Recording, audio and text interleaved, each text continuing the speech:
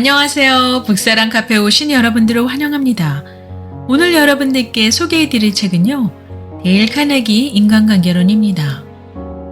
데일 카네기 인간관계론은요. 미국 최고의 투자가인 워렌 버핏이 추천한 도서이면서요. 타임지 선정 최고의 자기계발서로 선정된 책인데요. 처음 출간 이래로 전 세계적으로 6천만 부 이상 판매된 최고의 인간관계 바이블이라고 불려지고 있습니다. 우리들이 이 세상을 살아가는 동안 인간관계를 피해서는 살아가기가 불가능하다고 할 수 있는데요. 사회나 가정에서 늘 사람과 마주해야 하는 것이 우리의 일상이죠. 그렇게 매일 반복되는 삶 가운데서의 인간관계가 매우 만족스럽고도 성공적이라면 참 행복할 것 같은데요. 각자가 인간관계에 대한 처세술을 많이 알고 있는 것 같으면서도요. 막상 사람과의 관계에 대한 문제에 봉착하게 되면요. 어떻게 당면한 문제를 풀어나가야 할지 서툴러 당황스러울 때가 많죠.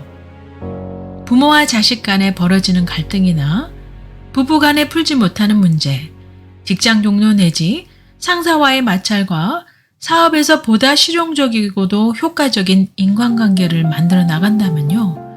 거기에 따르는 결과도 긍정적이고도 많은 유익을 얻게 될 듯 싶습니다. 1912년 YMCA에서 데일 카네기가 대화 및 연설 기술을 강연하던 그때까지만 해도요. 성인들을 대상으로 인간관계를 알려주는 강연은 없었다고 합니다. 그의 강의는 이론만을 강의한 것이 아니었고요. 당장 적용할 수 있는 실용적인 원칙, 그리고 풍성한 사례들을 제시함으로써 대중을 열광하게 만들었다고 하는데요. 자, 그럼 지금부터 데일 카네기 인간관계론을 이야기해 보도록 하죠.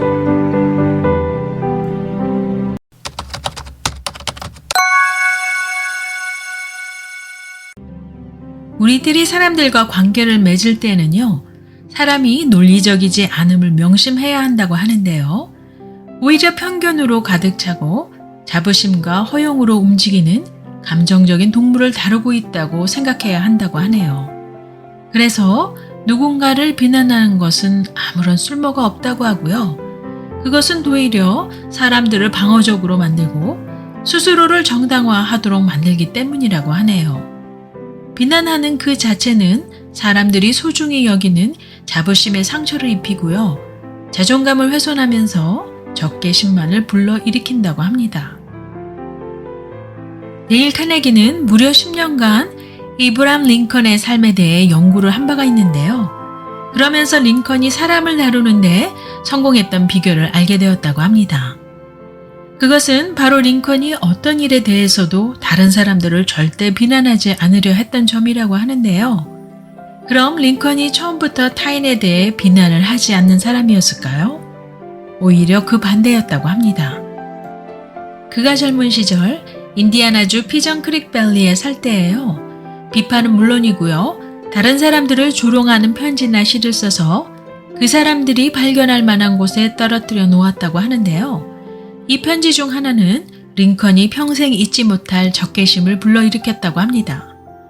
1842년 가을, 링컨은요, 제임스 쉴스라는 허영으로 가득 차 있고 호전적인 아일랜드 출신 정치인을 조롱했다고 하는데요. 스프링필드 저널에 익명으로 편지를 기고해서 그를 비웃으며 놀렸다고 합니다. 그로 인해 마을 사람 모두가 폭소를 자아내게 했다고 하죠. 자존심이 강하고 예민했던 쉴스는요, 분노로 끌어올랐고요. 누가 그 편지를 썼는지 알아내자마자 말을 타고 링컨에게 찾아가 결투를 신청했다고 합니다. 링컨은 싸우고 싶지 않았지만 자신의 명예를 위해 싸워야만 했는데요. 과거에 기사들이 쓰던 칼을 택해서 링컨과 쉴스는 미시시피강 모래톱에서 서로 마주했다고 합니다. 죽음을 각오하고 싸울 싸움이었으나 결투 바로 직전에 결투 입회원들이 끼어들어 결투를 막았다고 하죠. 링컨에게는 이 사건은 매우 충격적이었다고 하고요. 인간관계에 대한 체험을 통해 소중한 교훈을 얻었던 셈이죠. 그 후 다시는 다른 사람을 조롱하지 않았다고 하네요.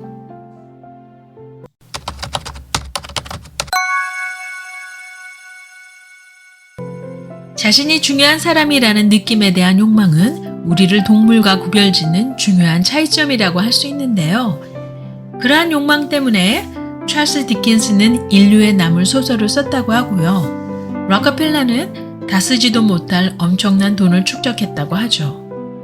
이 욕망 때문에 우리는 최신의 옷을 사입고 최근에 나온 자동차를 몰고 다니며 자신의 똑똑한 아이들에 대해 이야기를 한다고 합니다.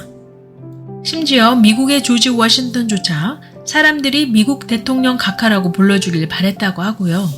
콜럼버스는 해군 제독이자 인도의 총독이라는 칭호를 달라고 간청했다고 하네요. 이렇듯 역사에서 자신이 중요한 사람이라는 느낌을 얻으려 했던 흥미로운 사례들은 차고 넘친다고 합니다. 데일 카네기는요, 인정과 아첨의 차이는 아주 간단하다고 하는데요. 하나는 진심이 담긴 것이고 다른 하나는 진심이 없는 것이라고 합니다. 가장 중요한 것은 하나는 마음에서 나오고 다른 하나는 입에서 나온다는 것이죠. 아첨은 좋은 결과보다는 나쁜 결과를 낳는다고 하고요. 인정은 모든 사람이 칭찬을 하나 아첨은 모든 사람이 비난을 한다고 하죠. 이와 같이 자신이 중요하다는 느낌을 받길 원하는 사람들에게 다른 사람의 장점을 이해하면서 동시에 아첨 따위는 잊어버리라고 합니다. 정직하고 진심에서 우러나는 인정을 사람에게 해줄 때예요. 비로소 다른 사람들은 우리의 말을 소중하게 받아들인다고 하네요.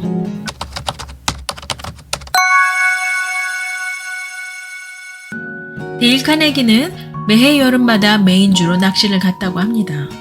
그때마다 자신은 크림을 얹은 딸기를 무척 즐겨 먹지만 물고기들은 지렁이를 좋아하는 것을 보면서요. 그 까닭은 이해가 안 가도 그저 낚시를 갈 때에는 자신이 좋아하는 것은 생각하지 않고요. 물고기가 좋아하는 것만을 생각하며 갔다고 하죠. 그러면서 깨달은 것은 사람들을 낚을 때에도 똑같은 상식을 이용해야 하는 것이 아닐까 하면서 말이죠. 하루는 에머슨과 그의 아들이 송아지를 축사에 집어넣으려고 애를 쓰고 있었다고 합니다. 송아지는 완강히 네 발로 목초지를 떠나지 않으려고 하고 있었죠.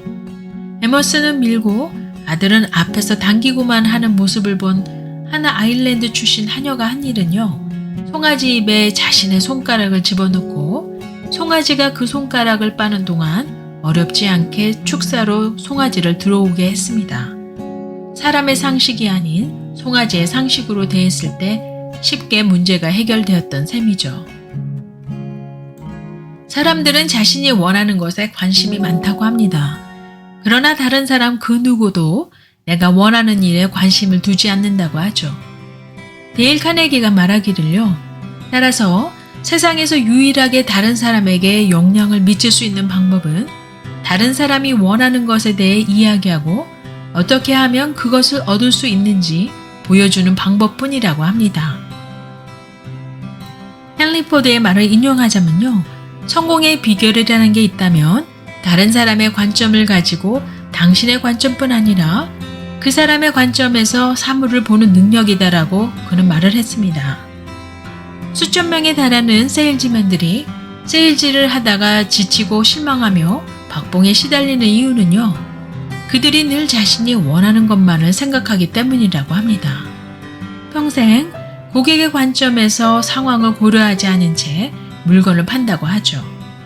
아무것도 구매하고 싶어 하지 않는 소비자들에게 오히려 세일즈맨이 자신의 서비스나 상품이 고객의 문제를 해결해 주는데 도움을 줄 수 있다는 것을 보여주기만 한다면요. 고객 스스로가 물건을 구입할 것이라고 하고요. 고객들은 강매당하는 느낌보다는 스스로 구입한다는 느낌을 좋아한다고 합니다. 저는 데일 카네기 인간관계론을 여러분들과 리뷰해 보면서요. 앞서 언급한 세 가지 사람을 다루는 기본 원칙들은 이미 우리들이 어디에서 듣거나 읽어서 알만한 내용이라고 여겨지는데요. 가장 기본적인 이 세 가지 원칙들을 실행에 옮기지 못하고 있다고 봅니다. 다른 사람을 비난하지 않고 진심 어린 말로 칭찬하며 상대의 입장에 서서 배려하는 마음이 바로 데일 카네기가 우리에게 알려주는 인간관계에 있어서 가장 기본이고 핵심적인 부분인 듯 싶네요. 이기적인 마음으로는 절대 실천할 수 없는 부분이라고 여겨지고요. 좀 더 우리의 마음을 활짝 열고 따뜻한 마음을 품을 때 가능하리라고 생각되어집니다. 이 책은 총 6부로 구성되어 있고요. 각각 주제에 맞춰 그 안에 여러 장으로 내용이 세분화되어 있어서요. 여러분들이 읽어보실 때 자신에게 해당되는 부분을 골라서 먼저 읽어보실 수 있도록 잘 정리되어 있습니다. 구입하셔서 꼭 한번 읽어보실 것을 권하고요. 두고두고 다시 읽어보실 수 있는 좋은 책이라고 생각합니다. 구독, 좋아요 잊지 마시고요. 그럼 다음 영상에서 뵐 때까지 안녕히 계세요.